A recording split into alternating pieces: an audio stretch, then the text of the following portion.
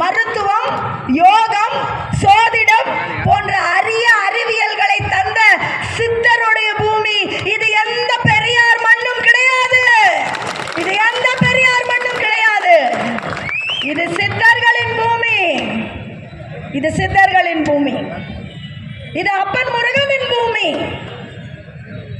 இது கொடிக்காத்த குமரனின் பூமி. இது வேலு நாச்சியாரின் பூமி. இதை உணரணும். இதை மக்களை உணர வைக்கணும். இந்த மாதிரி பொய்யையும் புரட்டையும் பேசிட்டு இருக்கக்கூடிய அரசியல நாம ஒழிச்சாதான் இதுக்கான புரிதல் எல்லாம் வரும். அப்ப மீண்டும் தமிழகத்தை அதனுடைய தன்மைக்கு மீட்டு எடுக்கணும் அப்படின்னு சொன்னா அதற்கு அப்பழுக்கற்ற அரசாங்கம் இங்க வரணும். அதை செய்யறதுக்கு அண்ணாமலை ஐபிஎஸ் மாதிரி ஒரு ஆண்மகனால மட்டும்தான் முடியும். அண்ணாமலையை தவிர வேறு யாராலும் இந்த கூட்டத்தை இங்க இருந்து விரட்ட முடியவே முடியாது. நன்கு படித்த நேர்மையான இளமை துடிப்புடன் ஒரு புத்துணர்ச்சி மிகுந்த அரசியல் இன்னைக்கு தமிழகத்திற்கு தேவை.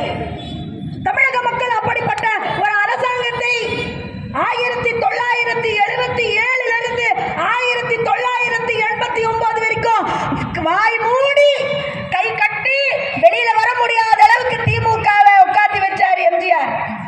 1977 இருந்து 1989 தமிழகம் திமுகவுக்கு பாடம் புகட்டிய முக்கியமான காலகட்டம்.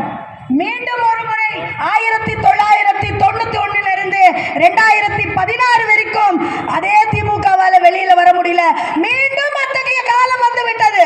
மீண்டும் அப்படி ஒரு நேரம் வந்து விட்டது. 2026 தமிழகத்தையும் பாஜக ஆட்சியை பிடிக்க இந்த வரலாற்று சிறப்புமிக்க பட்ஜெட் ஒரு முன்மாதிரியை கொடுத்திருக்கு. இதை மக்கள் கிட்ட நாம கொண்டு சேர்க்கணும்.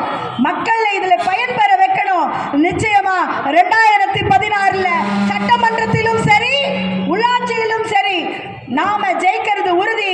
இந்த பட்ஜெட்டை தந்த மாண்புமிகு பாரத பிரதமர் திரு நரேந்திர மோடி அவர்களுக்கும் மாண்புமிகு நிதியமைச்சர் நிர்மலா சீதாராமன் அவர்களுக்கும் என்னுடைய நன்றியையும் பாராட்டுகளையும் வாழ்த்துக்களையும் இந்த நேரத்தில் நாம எல்லாரும் கரகோஷம் கொடுத்து ஒரு பெரிய கரகோஷம் கொடுத்து அவர்களுக்கு நம்முடைய நன்றியையும் பாராட்டையும் நாம செய்யணும்னு நான் கேட்டுக்கிறேன்.